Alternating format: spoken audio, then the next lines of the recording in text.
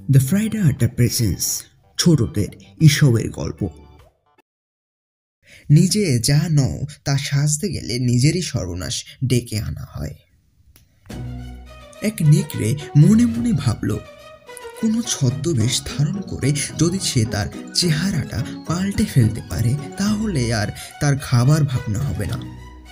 এই ভেবে সে এক মেষের চামড়ায় গা ঢেকে মেষপালকের চোখে ধুলো দিয়ে মেষের দলে ঢুকে তাদেরই মতো ঘাস খাওয়ার ভান করতে লাগলো। ক্রমে সন্ধ্যা হলো। রাখাল তার মেষগুলো তাড়িয়ে এনে খোয়ারে পড়ল। রাত্রে খাবার জন্য তার একটা মেষ জবাই করা দরকার বলে একটা মেষকে সে আলাদা করে রাখল। ভাগ্যচক্রে সে মেষটা আসলে মেষ নয়, মেষের চামড়ায় গা ঢাকা সেই নেকড়ে।